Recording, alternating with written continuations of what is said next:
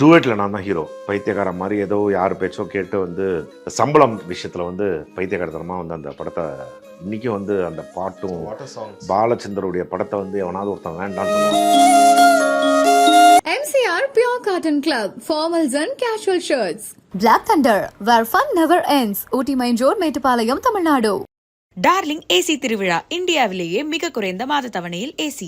எப்படி அந்த அளவுக்கு அறிவில்லாத வந்து செஞ்சேன்னு எனக்கு வந்து நானே என்னை வந்து சிலப்போ வந்து பார்த்து திட்டிப்பேன். இன்றைக்கும் எல்லா படமும் நிறைய படம் ஃப்ளாப், எல்லாம் ஆல்மோஸ்ட் எல்லா படமும் ஃப்ளாப்னு சொல்லலாம். ஷூட்டிங்கே கிடையாது, எதுவும் கிடையாது. அந்த ஸ்டேஜ் வந்து ஆயிடுச்சு. அதை ரியலைஸ் பண்ணுறதுக்கே இட்டுக்கு எனக்கு ஒரு 6 months. எனக்கு வந்து படங்கள் இல்லை.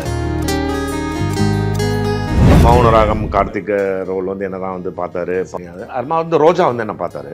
ரோஜானா வந்து அரவிந்த் சாமி தான் ஆக்சுவலாக வந்து ரோஜாவில் ஹீரோ. இன்னும் அந்த டைலாக் கூட எனக்கு ஞாபகம் இருக்கு. கல்யாணத்துக்கு இஷ்டம் இல்லைனா இதுக்கு கண்ணாடி முன்னாடி நின்று ஃபோட்டோ எடுக்கணும், என்னையே 300 மேல் வர வைக்கணும், முன்னாடி சொல்லியிருக்க வேண்டியது தானே. I don't think you will suit இதில். நான் ஒன்று சார் அந்த கையில் வந்த லட்சங்களை திரும்பி கொடுக்கணும். பிளானெல்லாம் வேறு பண்ணியாச்சு. வேறு கார், இந்த கார் வாங்கலாம், அந்த கார் வாங்கலாம், அப்புறம் கான்டஸாக வாங்கணும்னு சொல்லிட்டு அதுக்கெல்லாம் பிளான் பண்ணி இதெல்லாம் வந்து காசு வச்சுருக்கு. ஸோ இது போயிட்டுனா அதெல்லாம் வராது. கான்ஃபிடன்ஸ் லெவல் வந்து நமக்கு இருந்தாலும் அது செட்டில் வந்து போகும்போது வந்து கான்ஃபிடன்ஸ் லெவலே இல்லாத அளவுக்கு தான் வந்து மரியாதை கிடைக்கும். பண்ணிக்கிறதே நிறைய படம் வந்து வெளில வரும்போது என் அஸ்டங்கிட்ட வந்து சொல்லுவாங்க, இன்னும் வேலைக்கு ஆகிறேன் இந்த படம் அப்படின்னு சொல்லிட்டு. என்ன சார் இப்படி சொல்கிறேங்க அப்படிமா. அவ்வளோதான், நடிச்சு காசு வாங்கிட்டு போயிட்டு இருக்கோம்.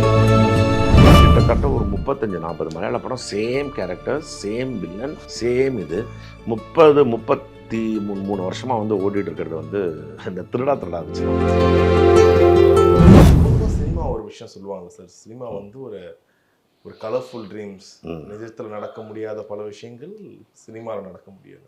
அது நம்ம என்ன ட்ரீம் பண்ணுறோமோ எல்லாமே வந்து கலர்ஃபுல் ட்ரீம்ஸ் தான். சினிமா மட்டும் கிடையாது. தெரியாமலே உங்களோட முதல் படமுமே இதை டிரான்ஸ்லேட் பண்ணுற மாதிரி தான் இருக்குது. Colourful dreams, வண்ணக்கனவுகள். ஸோ 1987 ஆரம்பித்த பயணம். So now we are talking about 2025. So இப்பயும் உங்களுடைய படங்கள், உங்களுடைய பாடல்கள், ஸோ அதை பற்றின விஷயங்கள் எப்பவுமே ஒரு எவர்கிரீனாக தான் இருக்குது. ஸோ அப்படி பார்க்கும்போது 1987 ஆரம்பித்த பயணம் 2025 ஒரு ஆக்டராக உங்ககிட்ட, so what was your biggest life lesson cinema உங்களுக்கு கற்றுக் கொடுத்தது? நான் என்ன சொல்லுவீங்க? சினிமா இது என்னுடைய வந்து ட்ரீம் அண்ட் இது வந்து வாழ்க்கையில் வந்து சினிமாவில் வந்து முன்னுக்கு வரணும்னு சொல்லிட்டு. ஸோ ஆரம்பத்தில் வந்து கமல் சார் மாதிரி, ரஜினி சார் மாதிரி அதை தாண்டி வந்துடும்னு சொல்லிட்டு வந்து அந்த ட்ரீம்ஸ் தான் வந்து வந்தது. ஸோ முல்லா போக போக அந்த எக்ஸ்பீரியன்ஸில் வந்து அது வந்து முடியாதுன்னு சொல்லிட்டு தெரிஞ்சுது அவங்க மாதிரி. பட் ஆனால் இன்றைக்கும் வந்து I M chasing my success. நான் சினிமாவிலலாம் ஃபஸ்ட்டு முன்னுக்கு வர சமயத்தில் டைலாக் பேப்பர்லாம் கையில் கிடைக்காது. சரி. அங்கே கான்ஃபிடென்ஸ் லெவலில் வந்து நமக்கு இருந்தாலும் அது செட்டில் வந்து போகும்போது வந்து அந்த கான்ஃபிடென்ஸ் லெவலே இல்லாத அளவுக்கு தான் வந்து மரியாதை கிடைக்கும் அந்த டைமில். அன்லெஸ் யூ ப்ரூவ் ஒரு பெருசாக. ஃபஸ்ட்டு படம் நான் பண்ணும்போது I think I was not even 18. Okay. So chance வந்து கிடச்சிருச்சு. எதுவுமே ட்ரைனிங்கள் கிடையாது, எதுவுமே கிடையாது. I want to become an actor. Chance தேடினேன், கிடச்சிருச்சு. ஃபஸ்ட்டு படம் வந்து நல்லா ஓடிடுச்சு. டக்குன்னு வந்து பூந்தோட்ட கலக்காரன் வந்து படம் புக் ஆச்சு. அதுக்கு அப்புறமா கமல் சாரோட வந்து சத்யா வந்து பண்ணேன். ஸோ கமல் சாரோட பண்ணாரா அப்படின்னு சொல்லிட்டு இன்னும் ஐ ஹேட் அந்த சத்யாவில் பர்ஃபார்ம் பண்ணுற மாதிரி வந்து சீன்ஸ் எல்லாம் இருந்தது. நீங்கள் பார்த்துருப்பீங்களா இல்லையா, நீங்கள் பிறந்த கூட மாட்டேங்கன்னு நினைக்கிறேன். இன்றைக்கி வந்து லோகேஷ் கனகராஜ் வந்து ஹி மென்ஷன்ஸ் அபவுட் என்ன படம்னு உடனே சத்யா மாதிரி ஒரு படம் பண்ணோம் அப்படின்னு சொல்லிட்டு. ஸோ டக்குன்னு வந்துட்டு பூந்தோட்ட கலக்காரன் வந்தது. பூந்தோட்ட கலக்காரன் வந்த உடனே வந்து கார் வாங்கியாச்சு. ஸோ அட் ஏஜ் ஆஃப் 18 வந்து எல்லாம் வந்துருச்சு. ஓகே. ஒரு 20 வயசு பையன் கிட்ட காசு இருக்கு, கார் இருக்கு, நிறைய கேர்ள்ஸ் ஃபேன்ஸ் இருக்காங்க, அந்த கிரேஸ் இருக்கு. So how stable you were during the time? Stable அந்த அளவுக்குலாம் மெச்சூரிட்டி லெவலே கிடையாதுல்ல. எப்படின்னா வந்து அந்த டைம்லலாம் வந்து கார் வச்சுருக்கிறதுலாம் வந்து ஒரு பெரிய சினிமாலேயே வந்து ஆக்சுவலாக நீங்கள் பார்த்தீங்கன்னா அப்போ தான் அம்பாசடர்லேருந்து வந்து மாருதிஸ் வந்து இந்த கலர் வருது. ஏன்னா நான் அப்போ வந்து ஃபஸ்ட்டு வந்து இன்னும் நம்பர் ஞாபகம் இருக்குது, TMB 989 சொல்லிட்டு red colour Maruti. Okay. Red colour Maruti. So அந்த கலர் காரே வந்து ஒரு இது. ஸோ அப்போல்லாம் எல்லாருமே அந்த டைமில் எனக்கு ஒன்று ஞாபகம் இருக்கும், அண்ணா நகர் மூல் தெருலாம் பண்ணும்போது சத்யராஜ் வந்து ஒரு இது சாக்லேட் கலர் மாருதி வச்சுருப்பார். கமல் சார் வந்து 4545 சொல்லிட்டு ஒரு ஓம்னி வச்சுருப்பார் வேனு. என்கிட்ட வந்து ஈக்குவலாக வந்து இது இருந்தது மாருதி என்ன கார். ஸோ அப்போ வந்து அப்போயே வந்து ஒரு சாதனை நம்ம வந்து யூனோ இந்த ஹீரோஸ்க்கு ஈக்குவலா நினைச்சது வந்து வந்த உடனே அது வந்து அந்த கான்ஃபிடன்ஸ் லெவல் வந்து ஏறும்ல. இப்ப பாத்தீங்கன்னா அந்த ஒரு ஆக்டர்ஸோட கேட்டகரி ரஜினி, கமல், அஜித், விஜய் அது வந்து பிரிச்சு வச்சிருக்கோம். ஆனா 80s காலகட்டத்துல பாத்தீங்கன்னா ஒரே டைம்ல ரஜினி சார், கமல் சார் படங்கள் எப்படி ஓடுதோ, டி ராஜேந்திரன் அவர்கள், பாக்கியராஜ் சார் படங்களும் அது மாதிரி ஓடும், ராமராஜன் சார் படம் ஓடும், பிரபு சார், கார்த்திக் சார் எல்லாருமே இருப்பாங்க.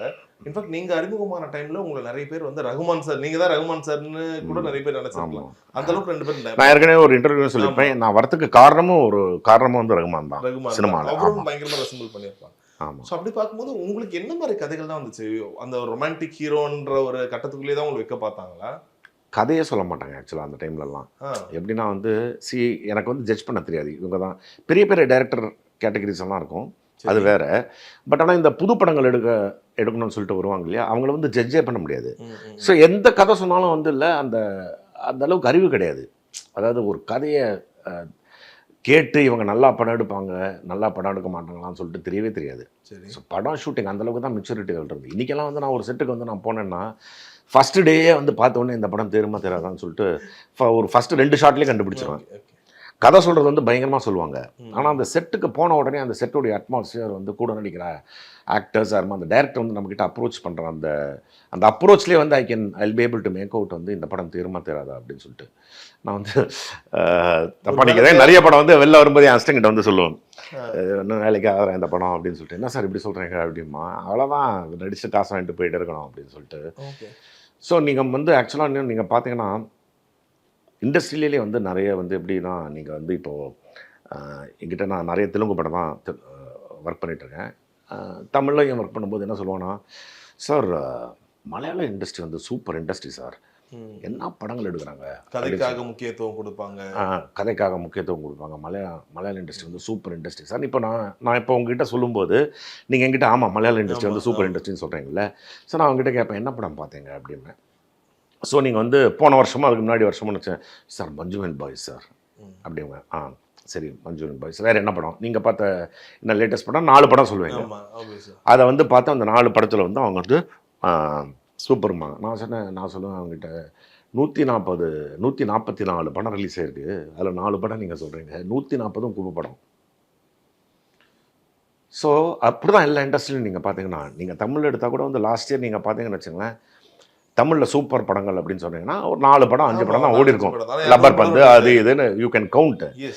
ஸோ வந்து ஆக்சுவலாக நீங்கள் பார்த்தீங்கன்னா நாட் ஈவன் 5% கூட வந்து படங்கள் வந்து ஓடுறதில்ல. ஆனால் வந்து மற்ற படங்கள்லாம் வந்து அதனால் கெட்ட படம்னு இல்லை, பல 100 படம் வந்து ஒரு வருஷத்துக்கு வந்து ஃப்ளாப் ஆகுது எல்லா இண்டஸ்ட்ரியிலையும் இல்லையா. ஸோ வந்து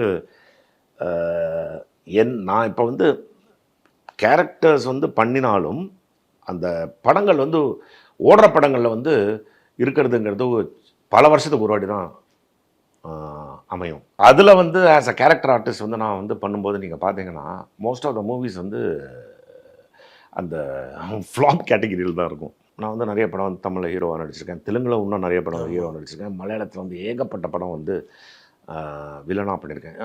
மலையாள இண்டஸ்ட்ரி எடுத்தனா வந்து ரொம்ப லேட்டாக தான் நான் வந்து மலையாள இண்டஸ்ட்ரிக்கு என்ட்ரானது. 2000 கல்யாணத்துக்கு அப்புறமா தான் 2003 or 2004 or 2002 I got married. So என்னோடய ஃபஸ்ட்டு படம் வந்து மோகன்லாலோட உதயநானுதாரம்னு சொல்லிட்டு ஒரு படம், விச் வாஸ் அ ஹிட். அதில் ஒரு சின்ன ரோல் தான் பண்ணியிருப்பேன். ஸோ என்னோடய செகண்ட் ஃபிலிம் வந்து மம்முட்டியோட தொம்மனு மக்கள்னு சொல்லிட்டு, அதில் வந்து நான் தான் வந்து மெயின் வில்லன். சூப்பர் ஹிட் அந்த ஃபிலிம். தேர்ட் ஃபிலிம் வந்து டைகர்னு சொல்லிட்டு வித் சுரேஷ் கோபி. அந்த படம் வந்து சூப்பர் டூப்பர் ஹிட். அந்த 3 படத்துக்கு அப்புறமா கிட்டத்தட்ட ஒரு 35-40 மலையாள படம், same character, same villain, same இது. ஸோ வந்து அது மாதிரி அது மாதிரி தான் வந்துட்டுருக்கோம். ஸோ ஒரு எக்ஸாம்பிள் சார், ஒரு படம் வந்து திலீப்போட படம். சரி. ஸோ எனக்கு வந்து ப்ரொடக்ஷன் அதில் வந்து ஃபோன் பண்ணி இது மாதிரி சார் இந்த படத்தில் வந்து உங்களை வில்லன் தானே அப்படின்னு ஃபோன் கான்வர்சேஷன் அவர்கிட்ட போடுது. ஆமாம் சார், நான் அசோசியேட்டை வந்து ஃபோன் பண்ண சொல்கிறேன் சார், அவர் வந்து கதை சொல்லுவாருன்னு. நான் சொன்னேன் கதையெல்லாம் ஒன்றும் சொல்ல வேண்டாம், இதான் நான் கதை கேளு அப்படின்னு சொல்லிட்டு நான் வந்து அவர்கிட்ட வந்து திலீப் வந்து அதில் சர்க்கஸ் நடத்துகிற ஆள், நிறைய நாய் வளர்க்குறவர். ஸோ நான் சொன்னேன் திலீப் வந்து பல நாய் வளர்ப்பார், நான் வந்து அந்த நாயை திருடுவேன், ஏதோ பண்ணுவேன், இல்லைனா ஏதாவது செய்வேன், அந்த நாயெல்லாம் என்னை கடிச்சு இது என்ன கேவலமாக திட்டு வர்றது தானே. நான் எப்படி சார் கரெக்டாக சொன்னீங்க, ஐயோ இதுதான் ஏன் கொடுக்க போகிறீங்க, சம்பளத்தை பேசு அப்படின்னு சொல்லிட்டு நம்ம சம்பளத்தை மாற்ற தான் பேசி, அஃப்கோர்ஸ் அந்த படம் வந்து ஹிட்டு. ராஃபி வந்து டைரக்ட் பண்ணார், அந்த படம் வந்து ஹிட்டு. ஸோ நான் பண்ணுற இது மாத்திரம் தான் நான் சொல்கிறேன். பட் அவ்வளோ சீக்கிரம் அது மனசு சாரி டு இன்டர் பட் அவ்வளோ சீக்கிரம் அது எப்படி மனசு வந்துச்சு உங்களுக்கு? பிகாஸ் நீங்க ஹீரோவா பண்ணிட்டு இருக்கீங்க பண்ணும்போது இங்க கூட தமிழ்ல டுவர்ட்ஸ் அந்த 90s எண்ட்ல கூட சில ரோல்ல வந்து எப்படி சொல்றது வானத்தை பொருளும் உங்க ரோலே வேற. அந்த ஒரு மண் வைக்கிற சீன்லயே வந்து உங்களை டோட்டலா வில்லனாக தான் மாத்திருப்பாங்க. ஸோ இது பண்ணும்போது உங்களுக்கு எப்படி அதை அக்செப்ட் பண்ணிக்கக்கூடிய அந்த ஒரு மனசு வந்துச்சு? Because you are a hero. இதெல்லாம் வந்து நம்ம கொடுக்குற இமேஜை வந்து எனக்கு வந்து கிடையவே கிடையாது. சரி, நான் இதுதான் பண்ணணும். அந்த இமேஜ் வந்து நமக்கு வந்து கொடுத்துக்கிற இமேஜ். நிறைய பேர் இப்போ வந்து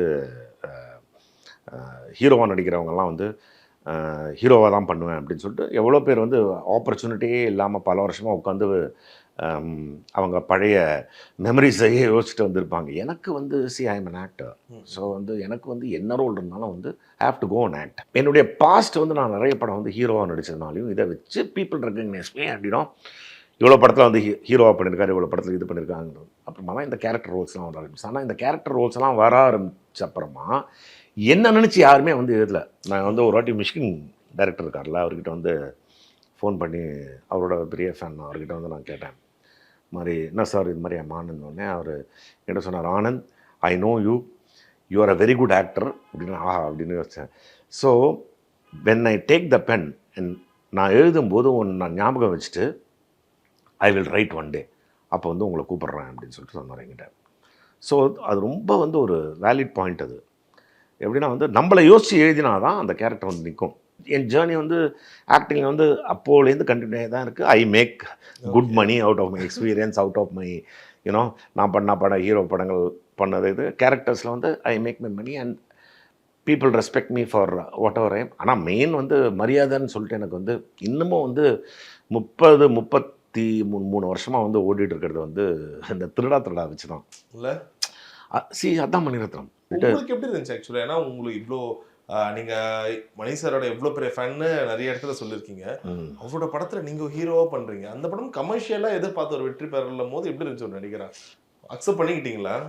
இல்லை, அது வந்து ஆக்சுவலாக வந்து அந்த டைமில் வந்து ஐ திங்க் திருடா வந்து ரிலீஸ் ஆகும்போது எனக்கு 23 வயசோ 24 வயசோ. அந்த படம் பண்ணும்போது ஒரு வருஷத்துக்கு முன்னாடி மணி சாரோடைய படம் வந்து அந்த டைமில் வந்து அவருக்கு இருக்கிற மார்க்கெட் வந்து அவருடைய படத்தில் நடிக்கிறதுக்கு எந்த ஹீரோவும் வந்து வெயிட் பண்ணிட்டு இருந்த ஒரு டைம் அது. சரி, அவரோட இது நான் ஆல்ரெடி இன்டர்வியூவில் சொல்லியிருப்பேன், நிறைய படம் எனக்கு அவரது மிஸ் ஆகிட்டே இருந்தது. மௌனராகம் கார்த்திக் நீங்கள் பண்ண மௌனராகம் கார்த்திக் ரோல் வந்து என்ன தான் வந்து பார்த்துட்டு சின்ன பையன் மாதிரி இருக்கேன்னு சொல்லிட்டு இது பண்ண. அதுக்கு முன்னாடி அப்புறமா அக்னி நட்சத்திரம் கார்த்திக் சார் ரோல். அக்னி நட்சத்திரம் நான் 2-3 ஷாட் வந்திருப்பேன் கார்த்திக் ரோலில். அக்னி நட்சத்திரத்தில் ஏதாவது ரோல் கொடுக்கலாம் அப்படின்னு சொல்லிட்டு கார்த்திக் ஃப்ரெண்டாக வந்து நடிக்க வச்சாரு. அதுக்கப்புறமா அவரே வந்து நீ பண்ண வேண்டாம் போ அப்படின்ட்டாரு. ஸோ நான் அந்த ஷூட்டிங்கெல்லாம் போய் ஃபுல்லாக வந்து அங்கே இருப்பேன். டே அது போய் ஏதாவது ஒன்று பண்ணுன்னு சொல்லுவார். ஸோ அது மாதிரி வந்து போய் நின்றுட்டுருப்பேன் அந்த ஷூட்டிங்கில். அதுக்கப்புறமா வந்து நாயகன் அவர் வந்து அக்னி நட்சத்திரம் அப்படியே நிற்க வச்சுட்டு நாயகனுக்கு போயிட்டார். ஸோ நாயகனுக்கு அப்புறமா தளபதி. ஆக்சுவலாக தளபதியில் அரவிந்த் சாமியோட ரோல் வந்து ஒரு ஐடியா இருந்தது எனக்கு கூட இது பண்ணோன்னு சொல்லிட்டு. அதுக்கப்புறமா ஐ திங்க் அரவிந்த் சாமி ஏதோ ஒரு காஃபி ஆட் பண்ணி அதை பார்த்து வந்து அவரை ராஜீவ் மேனனோட ஆடு பண்ணி அதுமா வந்து ரோஜா வந்து என்ன பார்த்தாரு. ரோஜானா வந்து அரவிந்த் சாமி தான் ஆக்சுவலாக வந்து ரோஜாவில் ஹீரோ. ஸோ அப்போ அந்த டைமில் வந்து கவிதாலையில் வந்து அவர் படம் பண்ணும்போது அரவிந்த் சாமி வந்து ஏதோ அவங்க அம்மா அப்பா உடம்பு சரியில்லை அப்படின்னு சொல்லிட்டு அந்த டைமில் வந்து அவர் பண்ண மாட்டேன்னு ஒரு ஸ்டேஜில் இருந்து அப்போ வந்து என்னை கூப்பிட்டு ஸ்க்ரீன் டெஸ்ட்லாம் பண்ணார். இன்னும் அந்த டைலாக் கூட எனக்கு ஞாபகம் இருக்குது. கல்யாணத்துக்கு இஷ்டம் இல்லைனா எதுக்கு கண்ணாடி முன்னாடி நின்று ஃபோட்டோ எடுக்கணும், என்னையே 300 மேல் வர வைக்கணும், முன்னாடியே சொல்லியிருக்க வேண்டியது தானே அப்படின்னு சொல்லிட்டு இந்த டைலாக் எடுத்தார். அது எல்லாமே அப்போ முடிஞ்சிச்சு அந்த டைமில். ஏன்னா சந்தோஷ் சிவனும் மணி சாரும் வந்து கவிதாலையா வெளியில் வந்து ஒரு சின்ன இது மாதிரி இருக்கும். அதில் வந்து இந்த டைலாக் சொல்லுன்னு சொல்லிட்டு 2-3 வாட்டி வந்து பார்த்தாரு. நான் வந்து சொதப்புன்னு சொல்லிட்டு இருந்தேன், பயம் வேற இல்லை. ஸோ வந்து அது அப்படி இல்லை இப்படி சொல்லுன்னு சொல்லிட்டு கல்யாணத்துக்கு இஷ்டம் வேணாம், என்னையே 300 மேலே வைக்கணும் அது மாதிரி பயந்தவன் சொல்லிட்டு வந்தோடனே டக்குன்னு நிறுத்தினார். ஸ்டாப் பண்ணிவிட்டு ஒரு படிக்கட் மாதிரி இருக்கும் அங்கே நின்றுட்டு இருந்தார் அவர். I don't think you will suit இதில். சார் நான் ஒன்றே சார் என்ன சார் அப்படின்னேன். இல்லை அப்போ பார்க்கலாம், வேறு படம் பார்த்துக்கலாம், இந்த ரோல் சூட் ஆகாது, இட்ஸ் அ கிரிப்டாலஜிஸ்ட் அப்படின்னு சொல்லிட்டு அவரோட ஸ்டைலில் வந்து அவர் சொன்னார். நான் வந்து ஐயோ வேறு அழுதுட்டு வந்தேன். டூவேட்டில் நான் தான் ஹீரோ பாலச்சந்தர் சார் படத்தில். ரமேஷ் அரவிந்தோட ரோல். அவர் வந்து என்னை வந்து கூப்பிட்டுட்டு அவரோட வீட்டில் வந்து என்னை கெட்டி பிடிச்சி முத்தம் கொடுத்துட்டே நீ தான் என் படத்தில் ஹீரோன்னு சொல்லியிருக்காரு. பைத்தியக்கார மாதிரி ஏதோ யார் பேச்சோ கேட்டு வந்து ஏதோ ஒரு இதில் வந்து இந்த சம்பளம் விஷயத்தில் வந்து பைத்தியக்காரத்தனமாக வந்து அந்த படத்தை இன்றைக்கும் வந்து அந்த பாட்டும் வாட்டர் சாங்ஸ் பாலச்சந்தருடைய படத்தை வந்து எவனாவது ஒருத்தன் வேண்டான்னு சொல்லுவானா. நீங்க ஏன்னா பாடி இருப்பீங்களா மைக்க பிடிச்சி என் காதலே பாட்டு நீங்க நான் வந்து அதை அந்த பாட்டெலாம் கேட்க மாட்டேன். ஏன்னா அதை கேட்டால் ரொம்ப வந்து இந்த பாட்டை வந்து நம்ம அந்த பெரிய ஒரு அது வந்து முட்டாள்தனம் என் லைஃப்லேயே வந்து நான் பண்ணேன்னா வந்து என்னுடைய வாழ்க்கையில் வந்து எப்படி அந்தளவுக்கு அறிவில்லாத வந்து செஞ்சேன்னு எனக்கே வந்து நானே என்னை வந்து சிலப்போ வந்து பார்த்து திட்டிப்பேன் இன்றைக்கும். ஸோ கைடன்ஸ் யாருமே இல்லையா சார் அந்த டைம்ல? அதில் வந்து கைட் பண்ணவங்கெல்லாம் வந்து கேவலமான எப்படின்னா பேம்பரிங் கிடையாது. எப்படின்னா ஒரு பெரிய இமேஜ் எனக்கு கொடுத்துட்டாங்க. ஓகே, நீ தான் சூப்பர். அடுத்தது வந்து இவ்வளோ படம் எனக்கு வந்து திருடா ரிலீஸ் ஆகிறதுக்கு முன்னாடியே வந்து ஒரு 5-6 படம் வந்து புக் ஆகிடுச்சு. அதுவும் வந்து தெலுங்குலலாம் வந்து அந்த டைமில் வந்து 5 lakhs 6 lakhs வந்து பெரிய காசு. நம்ம ஒருத்தர்கிட்ட அட்வைஸ் பண்ண கேட்க போகும்போது இதை வந்து அறிவுள்ளவன் வந்து அந்த அட்வைஸ் வந்து கரெக்டாக எடுத்துப்பான். நான் போகும்போதே ஆக்சுவலாக எனக்கு சாதகமாக இது இல்லை அப்படின்னு சொல்லிட்டு வந்து நான் நினச்சது தான் எடுத்துட்டேன். Okay okay. எனக்கும் அந்த டைமில் மெச்சூரிட்டி லெவல் வந்து ரொம்ப கம்மி. அப்படின்னா வந்து I was only 24 years old. பல லட்சம் வந்து கையில் அட்வான்ஸாகவே இருக்குது. இது வந்து காசை பற்றி பேசவே மாட்டாங்க. ஸோ அந்த அந்த கையில் வந்த லட்சங்களை திரும்பி கொடுக்கணும். திரும்பி கொடுக்கணும். பிளானெல்லாம் வேறு பண்ணியாச்சு. வேறு கார், இந்த கார் வாங்கலாம், அந்த கார் வாங்கலாம், அப்போலாம் கான்டஸாக வாங்கணும்னு சொல்லிட்டு அதுக்கெல்லாம் பிளான் பண்ணி இதெல்லாம் வந்து காசு வச்சுருக்கு. ஸோ இது போயிட்டுனா அதெல்லாம் வராதே. 8 லட்ச ரூபா எனக்கு சம்பளம். நான் அந்த டைமில் பெரிய சம்பளம். நான் சொல்கிறது வந்து 1994 95 அப்படின்னு சொல்கிறது கையில் வராது. எதுவும் செக்கு நிறைய இருக்கும். அதை வச்சு வீசிட்டு தான் வந்து யூஸ் ஆகும். பட் இருந்தாலும் அதில் பாதி வந்தாலும் அது வந்து நல்ல காசு. இது வந்து இன்றைக்கும் வருத்தப்பட்டுட்டு இருக்கேன் அப்படின்னு சொல்லிட்டு அந்த டூவேட்டை வந்து நினச்சதுங்கிறது வந்து ஒரு விஷயம். பட் ஆனால் அந்த டைமில் வந்து அந்த சக்ஸஸ் இருக்குது இல்லையா, அந்த சக்ஸஸ் வந்து அப்படி வந்து நான் வந்து என்ஜாய் பண்ணேன். ஸோ எல்லா படமும் நிறைய படம் ஃப்ளாப், ஆல்மோஸ்ட் எல்லா படமும் ஃப்ளாப்னு சொல்லலாம். நிறைய படம் வந்து ஒர்க் பண்ணிவிட்டு அதுமா வந்து திடீர்னு வந்து it came to a stage 1997 வந்து ஷூட்டிங்கே கிடையாது, எதுவும் கிடையாது. அந்த ஸ்டேஜ் வந்து ஆயிடுச்சு. அதை ரியலைஸ் பண்ணுறதுக்கு இட் டுக் எனக்கு ஒரு 6 months. எனக்கு வந்து படங்கள் இல்லை அப்படின்னு சொல்லிட்டு ஏதோ ஒரு படம் வரும், அதில் போய் நடிப்போம். But money wise I made money and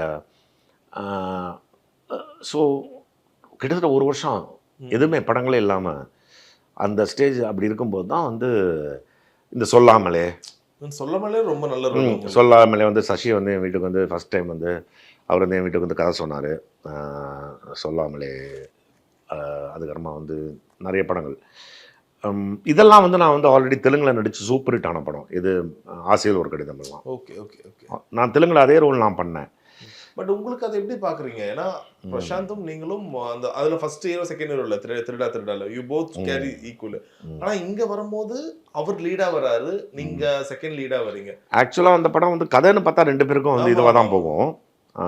so அந்த மாதிரி எனக்கு வந்து நான் தான் சொன்னேன்ல, இந்த இமேஜ் தனக்கு தானே நான் என்றைக்குமே வந்து நான் இதுதான் அப்படின்னு சொல்லிட்டு யோசிச்சதே இல்லை சார். இன்ஃபேக்ட் இப்போ 90s காலகட்டத்தில் நீங்கள் ஒரு பெரிய ஹீரோவாக இருக்கீங்க, பிரசாந்த் சார் பெரிய ஹீரோவாக இருக்காரு. அதனால வந்து அஜித், விஜய் இவங்க நேம்லாம் கூட யாருக்குமே தெரியாது. தேவர் லைக் ரொம்ப பட்டிங் ஆர்டிஸ்டாக இருக்காங்க. அஜித் எல்லாம் வந்து எப்படின்னா நான் வந்து தலைவாசல்னு சொல்லிட்டு ஒரு படம் ஒர்க் பண்ணேன். ஓகே. அந்த படம் வந்து சூப்பர் ஹிட். ஸோ வந்து அதோட அடுத்த படத்துக்கு வந்து ஹீரோ தேடிட்டு இருக்காங்க. ஸோ நான் பிருத்திவிராஜெல்லாம் கூட அனுப்பிச்சேன், போய் பாடுறா அப்படின்னு சொல்லிட்டு. பப்ளுவை ஒரு ஸ்டேஜில் வந்து செல்வா வந்து என்கிட்ட வந்து நீ பண்ணுறியாடான்னு கூட என்கிட்ட கேட்டிருக்காரு. பட் ஆனால் அந்த டைமில் வந்து எனக்கு திருடா வந்து கமிட்டாக இருந்தது. சரி. ஸோ இந்த தலைவாசலே வந்து படம் ஃபுல்லாக கூத்து தான், ஷூட்டிங்கு பார்ட்டி அது மாதிரி தான் அந்த இது போகும். ஸோ வந்து தலைவாசல் வந்து அஜித் வந்து கன்ஃபார்ம் ஆகிடுச்சு அவங்களுக்கு.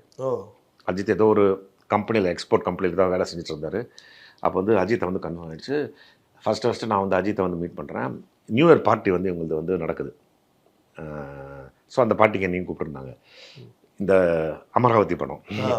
ஸோ அப்போ வந்து அஜித் வந்து ஃபஸ்ட் டைம் அவர் வந்து மீட் பண்ணுறேன். அவர் வந்து ஹலோ சார், நான் தான் சார் அஜித் அப்படின்னு சொல்லிட்டு என்கிட்ட வந்து இது பண்ணி, சார் என்ன நீங்கள் என்கரேஜ் பண்ணோம், சார் சொன்னாரான்னு ஞாபகம் இல்லை, நீங்கள் என்ன என்கரேஜ் பண்ணோம், நான் இப்போ தான் வந்து ஃபஸ்ட்டு படம் நான் பண்ணுறேன் அப்படின்னு சொல்லிட்டு ஸோ அதான் திருடத்தோட ஷூட்டிங் நடந்துட்டு இருக்கும்போதே நானும் பிரசாந்தம் என்ன பண்ணுவோம், டே வாடா வந்து செல்வா படம் ஷூட்டிங் நடக்குது அமராவதின்னு சொல்லிட்டு வந்து நாங்கள் பார்க்க போவோம். அப்போ வந்து அஜித்தை போட்டு பெண்டு நிமித்திட்டு இருப்பாங்க டான்ஸில். ஜான் பாபுன்னு சொல்லிட்டு ஒரு மாஸ்டர், அவரும் சங்கவியும் அவருக்கும் எப்படி எல்லாமோ கஷ்டப்பட்டு ஆடி இப்போ ரொம்ப கஷ்டமாக இருக்குது சார் அப்படின்னு சொல்லிட்டு எங்கிட்டலாம் வந்து சொல்லுவார். நான் வந்து நம்ம சீனியரில் அப்படின்னு சொல்லிட்டு பிரசாந்த் கிட்ட இது பண்ணி செல்வா சொல்கிறாரு, நீ போடா நீ வந்தால் ரொம்ப கான்ஃபிஷியஸ் தரான் அப்படின்னு சொல்லிட்டு. ஸோ இதெல்லாம் நடந்திருக்கு, இதெல்லாம் எக்ஸ்பீரியன்ஸ், உண்மையாக நடந்த விஷயங்கள் வந்து சொல்கிறேன். Okay okay. சில நேரங்கள் இது நடக்கும். நீங்கள் ஒரு பெரிய சினிமா பேக்ரவுண்ட்லாம் இல்லாமல் தான் வரீங்க. ஆமாம். அப்படி பார்க்கும்போது அங்கே உள்ளே இருக்கவங்க அந்த ஒரு 90s டைமில் பீக்காக இருக்கவங்க வந்து அப்போ பயங்கரமான ஒரு ஹைராக்கி நடக்கும். லைக் புதுசான ஆட்களெல்லாம் வளர விட்டால் அப்போ நம்மளாம் பெருசாக இதுவாகாது. வேணும்ட்டே கட் டவுன் யுவர் மூவிஸ். இப்போ ஆனந்துக்கு இந்த படம் போதா கட் டவுன் அதை வந்து வேற பக்கம் டைரக்ட் பண்ணி விடுறது, மற்ற ஹீரோஸை நடிக்க வைக்கிறது கண்டிப்பாக வந்து நடந்திருக்கு. அதாவது எப்படி நான் வந்து அந்த டைமில் வந்து ஸோ அந்த டைம் வந்து ராதாரவி அவங்கெல்லாம் வந்து நடிகர் சங்கத்தில் வந்து அவங்களுக்குன்னு ஒரு கேங் இருக்கும். சந்திரசேகர், விஜயகாந்த், சந்திரசேகர், பாண்டியன், தியாகு, இவங்கெல்லாம் வந்து டீமாக இருந்தாங்க. ஆல்மோஸ்ட் இவங்க தான் வந்து kind of ruling the industry மாதிரி இந்த இந்த இந்த கேங்கு. ஸோ அதில் ரொம்ப கஷ்டமாக இருக்கும். அதாவது படங்கள் கேட்பாங்க, அது யாருக்காவது போகும். ஸோ அந்த மாதிரிலாம் வந்து ஆக்சுவலாக நடந்திருக்கு. இது வந்து நடக்கிறது ஒரு இவ்வளோ வருஷத்தில் வந்து ஒரு பார்ட் வந்து இது மாதிரி நடந்திருக்கு.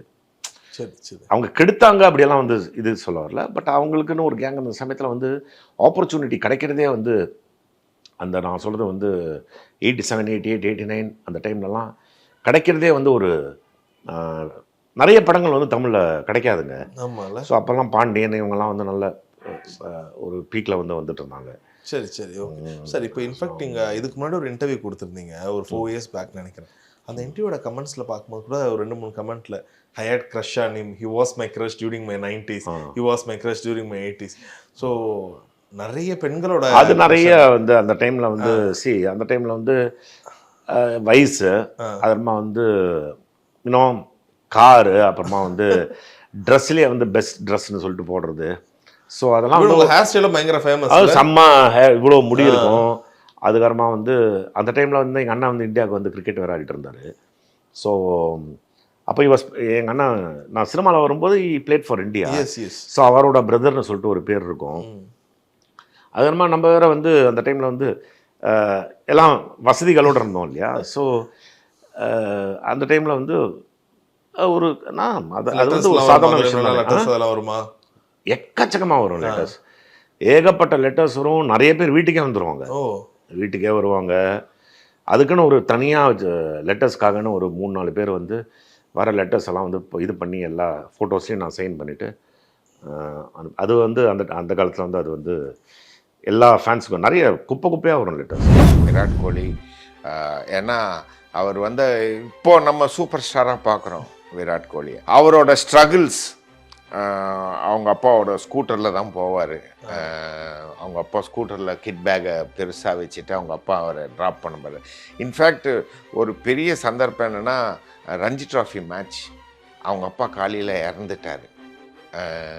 ஸோ ஆனால் மேட்ச்சில் ரொம்ப இம்பார்ட்டண்ட்டாக இவர் பேட்டிங் வேணும். அவர் மேட்ச் போய் விளையாடினார். மேட்ச் போய் விளையாடி 75 யார்கிட்டையும் பேசலை, யார்கிட்டையும் சொல்லக்கூட இல்லை. MCR Pure Cotton Club, formals and casual shirts. Black Thunder, where fun never ends. Ooty Main Road, Mettupalayam, Tamil Nadu. Darling AC திருவிழா, இந்தியாவிலேயே மிக குறைந்த மாத தவணையில் ஏசி.